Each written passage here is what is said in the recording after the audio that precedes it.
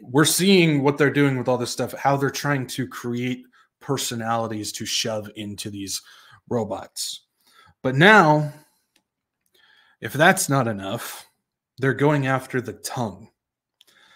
And yes, I said that. It just creeps me out. It makes it weird that I even have to say that. But now they're going after the tongue. Scientists at Penn State University have been developing an electronic tongue to give AI the element of human taste. So not only are they doing all these things for skin and OI and AI and movement and nanobots and personalities and digital twins and all these things, but now they want to give artificial intelligence the ability to taste things. I kid you not. This is part of giving AI the element of emotional intelligence, which has to do with teaching human psychology and emotion to AI. So here's this thing. This is the AI tongue. It's a little chip thing that can register taste, and we'll get into how all of that comes into play. But before we even get into that, let's talk about emotional intelligence really quick, because I think it's important to have an idea of what this is. And it's something that all of us have some degree of, some more than others, I'll say that. But emotional intelligence is what allows us to deduct whether something is sensationalism or emotionally charged and determine if it's fake or somehow spruced up. Now, we would look at this and go, discernment. Well, discernment, I would separate it from emotional intelligence. I think everybody has a certain degree of emotional intelligence, and then discernment is something that the Holy Spirit will give to somebody, in my opinion. That's just my opinion. You guys might have some other opinion on that. That's fine. But I think they're two different things, and discernment is definitely plays a part with emotional intelligence, but I think they are two. One is chemical and the other is spiritual, in my opinion. But emotional intelligence, I'll just say this again. Emotional intelligence is what allows us to deduct whether something is sensationalism, or emotionally charged, and determine if it's fake or spruced up. So it allows us to see through the emotional information, to research and or think critically on information or news. We just talked about the Gaza hospital with the Israel-Hamas thing. That would be a determining factor of emotional intelligence, because a lot of people, as soon as they see that, whether it came from the Israel side or the Hamas side, because it's a hospital and they said that there's a whole bunch of people who were killed by it, rather than calming down, looking through that, trying to find facts and everything like that, they're just going to go with whatever their emotion tells them to go with. And so that's the difference between a high emotional intelligence, where you're able to, it's not like you're just shutting that off completely. You recognize it, but you're able to kind of put it to the side and then start thinking critically, start asking some questions, start looking for facts in it before you start getting emotionally involved with something. And so they're trying to teach this to AI. They're trying to get AI to develop this type of human-like emotion, this deduction through this. Low emotional intelligence will make it so you react and think based on tragedy, cuteness, memory, already like preconceived beliefs, anything like that. So if something comes at you emotionally charged, whether it's something about cute puppies or, like what's going on in the war, your first instinct is just to emotionally react, whether it's cute or horrific and tragic, rather than maybe just trying to get information first before you react on that type of thing. So high emotional intelligence will allow the person to recognize the emotions, not ignore them, not avoid them, recognize them, but not react in that way and look deeper and question the information given. So that's in a nutshell what emotional intelligence is. They're trying to teach that to AI. Now, part of emotional intelligence includes likes and dislikes. and that is even attached to taste.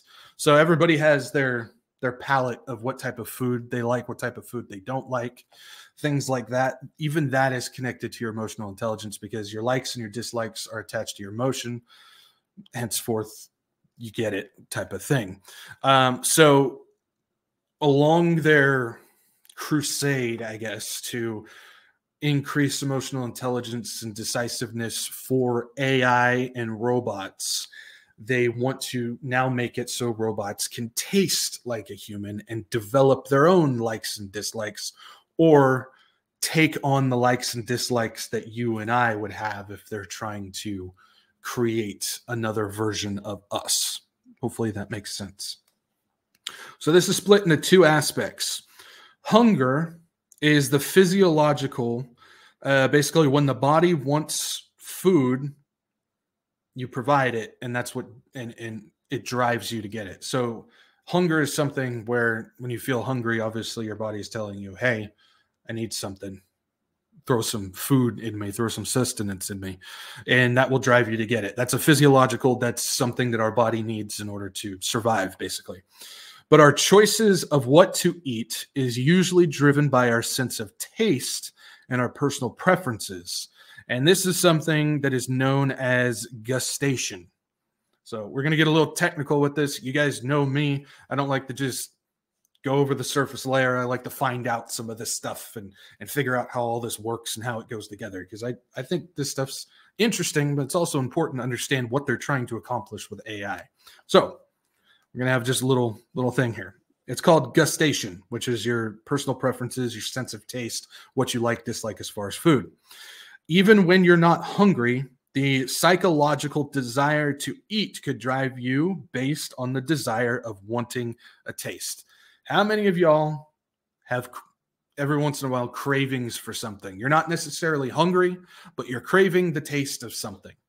That is gustation. That is the psychological desire to want a taste. Not necessarily a physiological thing of you're hungry, but you want to taste something. We usually go for something like something sweet or salty. It's like, oh, I'm craving this, even though I'm not hungry. I just need a taste of it, type of thing.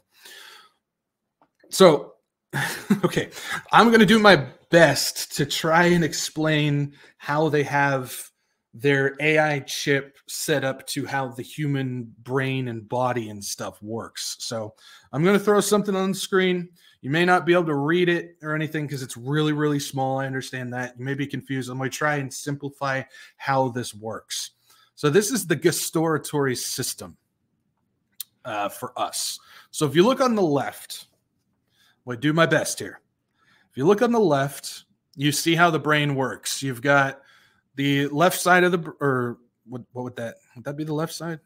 For how we're looking at it, we'll say left side of the brain, where it's physiological. Your brain will react if you're hungry, and so you will eat. And then on the right side of the brain, it shows your psychological, your gustation, your personal preferences and whatnot. And that's how it's kind of a system that goes, are you hungry, or are you just wanting to crave something? And then your tongue will react, your brain will react in such a way. So they're trying to get that into a microchip. And so you see how the brain and tongue works for hunger and taste. But on the right side, the Penn State guys created the AI and circuit board version of this. They created an electronic tongue out of graphene chemi transistors that detect chemical modules. So these graphene things that they have, these chemi transistors or chemical transistors, will recognize and determine what the chemical is that is touching it. So that's how that works. Then they combine that with MEM transistors, or like membrane transistors, made from molybdenum disulfide. Now, if you don't know what that is, yep, we're going chemical class here. Hang with me, chemistry here. Molybdenum disulfide is this silvery black solid known as transition metal. If you guys want to go on, like, search it up and you can see what it looks like. It's a transition metal. It's solid and it's like a silvery black type of thing. It's It's basically made out of sulfur type of thing. So these two transistors, your Chemi transistor and your MEM transistor, creates an AI gustatory cortex, like basically how our brain and our tongue is connected. That's what those two things do. That connects to a hunger neuron and an appetite neuron to a feeding circuit. So that's what we see here. We've got the orange, which that is your what is it? The MEM transistor, and then you have the green, which is your Chemi transistor, and it creates a circuit that connects to the graphene sensor on the chip, basically. So with these two nanomaterials, graphene for chemical sensing and the molybdenum for semiconduction and circuitry, it allows the AI device to taste things. So that chip, if you were to put salt on it, it would recognize the chemical of salt and send it to the AI brain, and it would know that it's salt.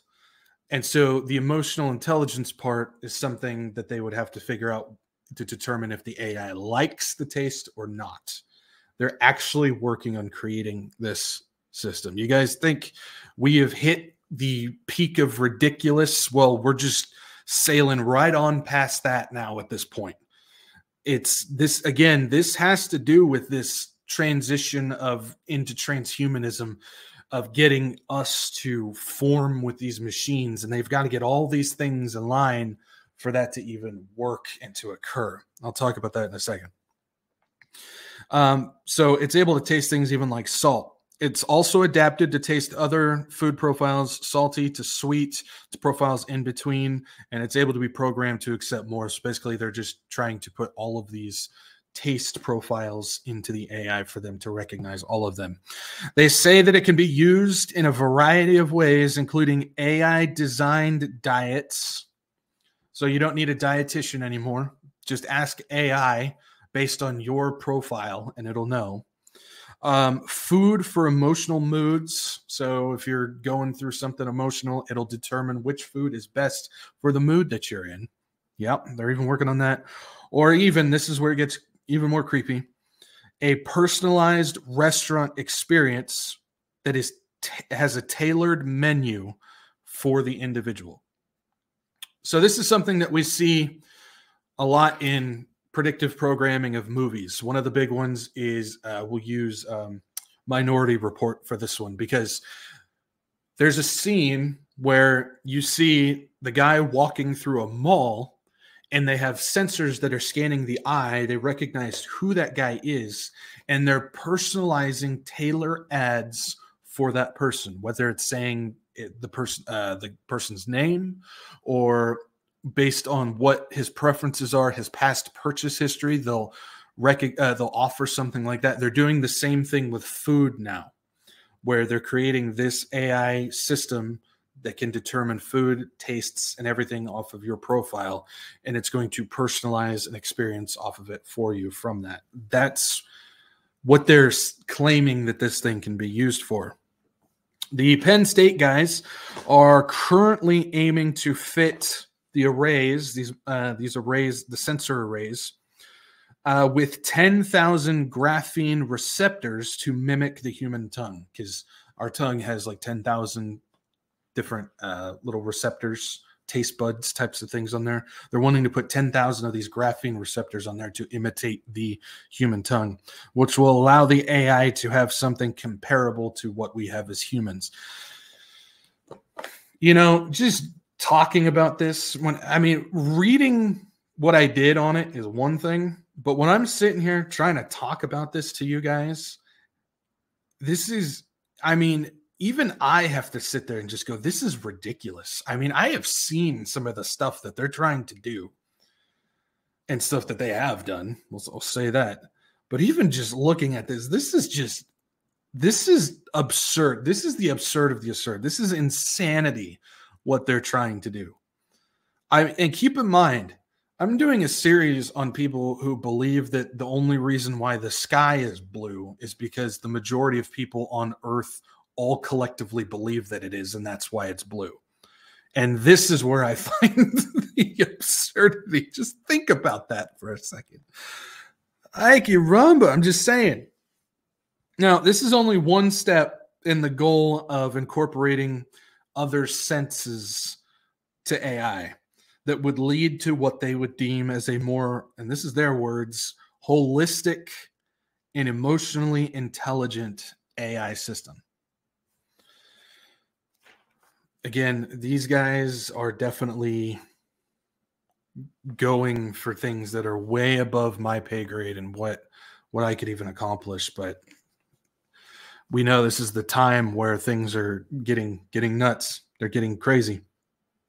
So ultimately, what they're trying to do is to replicate a human in the form of AI and robotics. I mean, this is something that we've known for a while. This is something we see them going in that direction. Who knows what they've got behind the scenes that we haven't seen yet.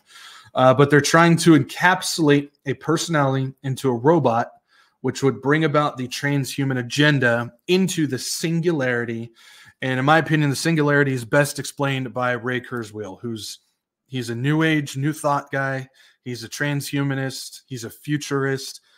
He works for Google. He's part of the Singularity University and Abundance 360. He's big on this. He believes that the singularity is really, really close. He also believes in nanobots, and living forever is also really, really close to immortality. And one of the big things, and this is probably the best explanation I've ever heard on singularity. If you've watched my End Times New Age series, you've seen this before. But I just want to throw this up again because I think it's relevant to what we're seeing now with electronic tongues and emotional intelligence and all this stuff. So this is from Ray Kurzweil in 2005. And he says, he was asked the question, what is the singularity? And he says, it's a future period during which the pace of technological change will be so rapid, its impact so deep, that human life will be irreversibly transformed. This is based on the law of accelerating returns, which that's basically inherent acceleration of rate of evolution, with technological evolution as a continuation of biological evolution. So again, this is where we get into that new age stuff where the conscious evolution to reach the next point of evolution, because they believe over billions of years we have evolved, but the next step has to be us choosing to do it into technology. So that's what he says is the singularity, the continuation of biological evolution through technological evolution. And then he goes on to say the key idea underlying the impending singularity is that the pace of change of our human-created technology is accelerating and its powers are expanding at an exponential pace. The singularity will represent the merger. I'm going to say this again. The singularity will represent the merger of our biological thinking and existence with our technology, resulting in a world that is still human, but that transcends our biological roots. And this last sentence just sums it up. I mean, this is what they're aiming for. This is everything for them. There will be no distinction post-singularity between human and machine, or between physical and virtual reality. That's what they're aiming to do. That is why they're developing things like the electronic tongue, self-healing AI, synthetic skin, nanobots, xenobots, artificial wombs. They're trying to grow human cells without the need of sperm or egg. This is what they're trying to accomplish. And this has to do with the conscious evolution of becoming godlike. And I've talked about how Peter Thiel is one of those guys. I've got some more information on Peter Thiel that hopefully we'll discuss in the future. But he's not a good dude. But people like Peter Thiel, he's come out and said, he says, God gave us technology for us to merge with technology so we can get up to his level, be co-creators with God, and bring the kingdom of heaven down to earth. That's what he believes. That is what he has publicly said. That is the new age, new thought, the mystery religion thought of this whole thing of transhumanism. That is why they're trying to accomplish this. And so things like the electronic tongue, as ridiculous as it sounds, and we just went through a huge old thing. We went through chemistry and technology and all these things to talk about psychology, to talk about all this stuff. But all of that is applied to create a more possible reality of merging man with machine. And according to Ray Kurzweil, post singularity, you will not be able to determine the difference between the human, the biological, and the technological. And so to create a reality that blends man and machine, where one starts and the other ends, but you have no idea where that is. This, of course, we know in Scripture is the iron and clay, merging man with machine. This is about getting back to Babel. This is about getting back to the Tower of Babel, where they can be like gods. And that's why God scattered them. They're trying to, again, get back to that. Everything that we see that is happening now, all the stuff that we see coming in Revelation and in Daniel and Isaiah and Ezekiel and these prophetic books that tell us what Satan is trying to accomplish. It's seriously all just trying to get back to Babel. It's trying to get back there. And this is that step. An electronic tongue is part of that step. I kid you not. It's all about trying to be like God. Satan thought he was like God. And he tempted Eve and said, "You will be like God." And you go to the Tower of Babel. We will be like gods. Let us build a tower for us. We're not gods. We are not gods. That's why we need Jesus.